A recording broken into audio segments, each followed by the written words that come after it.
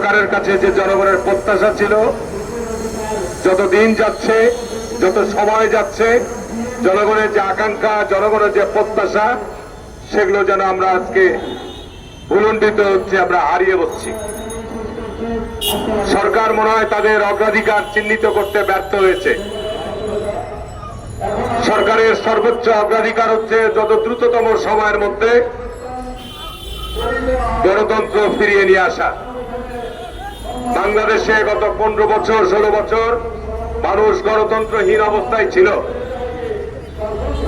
বাংলাদেশের জনগণ নির্বাচনের মধ্য দিয়ে তাদের জনপ্রতিনিধি নির্বাচন করতে পারে নাই কোথাও। সেই ঢাকা সিটি কর্পোরেশনই বলেন, ওয়ার্ড কমিশনারই বলেন, জাতীয় সংসদই বলেন, স্থানীয় কোন নির্বাচনই বলেন, কোথাও জনগণের প্রকৃত প্রতিনিধিরা নির্বাচিত হতে পারে নাই। যে কারণে বাংলাদেশের সংকট গভীর থেকে গভীরতর হয়েছিল। আমাদের যে আকাঙ্ক্ষা প্রত্যাশা ছিল, এই সরকার ক্ষমতায় আসার পর যত দ্রুততম সময়ের মধ্যে একটি অবাধ এবং সুষ্ঠু গ্রহণযোগ্য নির্বাচনের মধ্য দিয়ে বাংলাদেশে গণতন্ত্র প্রতিষ্ঠিত হবে, জনগণের ক্ষমতা, জনগণের অধিকার প্রতিষ্ঠিত হবে, আমরা এখনো পর্যন্ত এই ব্যাপারে সুস্পষ্ট কোন রোডম্যাপ পাই নাই।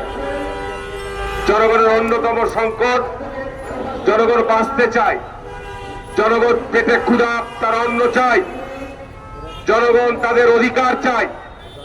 কিন্তু বাস্তব যে গত 6 মাসে সরকার মানুষের যে প্রত্যাশা ছিল, যে বিগত সময়ে যে বড় বড় সিন্ডিকেটরা তারা ষড়যন্ত্র চক্রান্ত করে বাংলাদেশের এই বাজার মূল্যকে নিয়ন্ত্রণ করত এবং তারা ব্যাপক মুনাফা অর্জন করে বাংলাদেশের দ্রব্য মূল্যকে বৃদ্ধি করত। কিন্তু এখন পর্যন্ত আমরা এই সরকারের আমি দেখছি যে গত 6 মাস যাবতীয় সরকার বিদ্যমান রয়েছে, আমার দৃষ্টিতে এত দুর্বল সরকার বাংলাদেশে অতীতে কখনো আসে নাই। যারা আজকে উপদেষ্টা পরিষদের দায়িত্বে রয়েছেন, যখন কোনো কথা বিএনপির জায়গা থেকে বলা হচ্ছে, তখন বিএনপির মহাসচিব সহ বিএনপির নেতৃবৃন্দকে কটাক্ষ করছেন। স্মরণ করিয়ে দিতে চাই, বাংলাদেশ জাতীয়তাবাদী দল এমন একটি রাজনৈতিক দল, বাংলাদেশের দুর্যোগ, বাংলাদেশের ক্রান্তিকালে বাংলাদেশ জাতীয়তাবাদী দল জনগণের কাছে পরীক্ষিত একটি রাজনৈতিক দল। বাংলাদেশের মুক্তিযুদ্ধের সময় বাংলাদেশের যখন কেউ এই জাতিকে দিক নির্দেশনা দেওয়ার কেউ ছিল না, সেদিন আমাদের পার্টির প্রতিষ্ঠাতা শহীদ রাষ্ট্রপতি জিয়া রহমান, বীর মুক্তিযোদ্ধা, সেই দিন বাংলাদেশের স্বাধীনতার ঘোষণা দিয়েছিলেন, রণাঙ্গনে যুদ্ধ করেছিলেন, দেশকে স্বাধীন করেছিলেন। আজকে বাংলাদেশে যারা এই 75-এর 15 আগস্টের পর বাংলাদেশ যে স্বাধীনতা সার্বভৌমত্ব আবার সংকটের মুখে পড়েছিল, সেই দিন জিয়া রহমান আবার 7 নভেম্বর সিপাহী জনতার বিপ্লবের মধ্য দিয়ে ক্ষমতায় এসে বাংলাদেশকে রক্ষা করেছিলেন, বাংলাদেশের গণতন্ত্রকে ফিরিয়ে নিয়ে প্রতিষ্ঠা করেছিলেন। কি কথাগুলো সত্য না মিথ্যা? প্রিয় বন্ধুরা আমার, আবারও বাংলাদেশ জাতীয়তাবাদী দল পরীক্ষার মুখোমুখি হয়েছে এবং পরীক্ষায় বরাবরই জনগণের কাছে উত্তীর্ণ হয়েছে।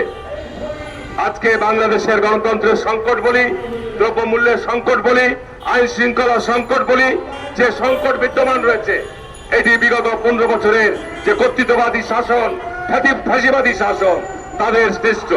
সুতরাং এই জায়গা থেকে উত্তরণ করতে হলে বাংলাদেশে যত দ্রুততম সম্ভব একটি অবাধ এবং সুষ্ঠু গ্রহণযোগ্য নির্বাচনের কোনো বিকল্প নাই। সংস্কারের কথা বলে এই সরকার জনগণের কাছে কোনো জবাবদিহিতা নাই, দায়বদ্ধতা নাই। মনে রাখতে হবে, আপনারা কোন নির্বাচিত সরকার নন, কিন্তু আমরা আপনাদেরকে সমর্থন দিয়েছি, সহযোগিতা দিয়ে আসছি। আমরা চাই সংস্কার করবে রাজনৈতিক দল সমূহ, আপনার রূপরেখা দিতে পারেন, প্রস্তাব দিতে পারেন, অসুবিধা নাই। কিন্তু ইতিমধ্যেই যে সমস্ত সংস্কার প্রস্তাব জাতির সামনে উপস্থাপন করেছেন, ইতিমধ্যে নির্বাচন কমিশন সংস্কারের ব্যাপারে প্রধান নির্বাচন কমিশনার বলেছেন যে সংস্কার প্রস্তাব করেছেন তাতে নির্বাচন কমিশনকে দুর্বল করবে। সুতরাং এরা চিন্তা করতে হবে যে একটি নির্বাচিত সরকার ছাড়া একটি রাজনৈতিক দল, বাংলাদেশে যে বিদ্যমান রাজনৈতিক দলগুলো রয়েছে, এই বিদ্যমান রাজনৈতিক দলগুলো ছাড়া বাংলাদেশের সংস্কার কর্মসূচিকে এগিয়ে নিয়ে যাওয়া সম্ভব হবে না। আজকে এই দ্রব্যমূল্যের সংকটের অন্যতম প্রধানতম কারণ হচ্ছে বাংলাদেশের আর্থিক প্রতিষ্ঠানগুলোকে বিগত সরকার ধ্বংস করে গেছে। এই আর্থিক প্রতিষ্ঠানগুলোকে পুনর্গঠন করতে হবে। এই আর্থিক প্রতিষ্ঠানগুলোর সাথে যারা অনিয়মে জড়িত ছিল, ওই আওয়ামী দোসররা, তাদেরকে আইনের আওতায় আনতে হবে, বিচারের আওতায় আনতে হবে। পালিয়ে যারা গেছে, কিন্তু যারা দেশে বিদ্যমান রয়েছে, এখনো পর্যন্ত কিন্তু আমরা হতাশ, আমরা আশ্চর্যান্বিত। 6 মাসেও সত্যিকার অর্থেই বড় ধরনের কোনো কর্মসূচি আমরা দেখছি না। সরকার চলছে, আমাদের উপদেষ্টা পরিষদের কতিপয় সদস্যদের মনে হচ্ছে তারা এন্টারটেনমেন্টের মধ্যে, আনন্দ উপভোগের মধ্যে রয়েছে তাদের ক্ষমতাকে। জনসাধারণ কিন্তু আজকে এই অবস্থার জন্য এই অন্তর্বর্তী সরকারের কাছে এটি প্রত্যাশা করে না। আমি প্রায় সচিবালয়ের মধ্যে যাই, অত্যন্ত হতাশাজনক চিত্র দেখি। শিক্ষা, স্বাস্থ্য এই মন্ত্রণালয়গুলো আজকে মনে হচ্ছে সেখানে সবচাইতে বিগত সরকারের আমলে সবচাইতে ক্ষতিগ্রস্ত হয়েছে শিক্ষা এবং স্বাস্থ্য ব্যবস্থা।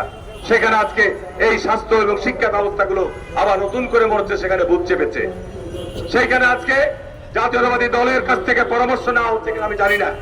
আজকে শিক্ষা ব্যবস্থা এবং স্বাস্থ্য ব্যবস্থায় বিভিন্ন জায়গায় আজকে বিভিন্ন অপশক্তিগুলো আজকে সেখানে আজকে দায়িত্ব অর্পণ করা হচ্ছে। এটি আমাদেরকে ভাবিয়ে তুলছে, এটি আমাদেরকে চিন্তিত করছে। আমি বক্তব্য বাড়াবো না। আমি আজকে এখানে মাননীয় প্রধান অতিথি রয়েছেন, আজকে তৃণমূল, আজকে নাগরিক কমিটি থেকে যে আয়োজন করা হয়েছে, আমি ধন্যবাদ জানাচ্ছি তাদেরকে যে নাগরিকদের এই সমস্যা, এই সংকটের পাশে তোমরা আছো, থাকতে হবে ইনশাল্লাহ। আজকে ঢাকা মহানগরীতে জড়জগতা চলছে। দেখেন কালকে সারা দিন ট্রেন বন্ধ। এটি সংকট।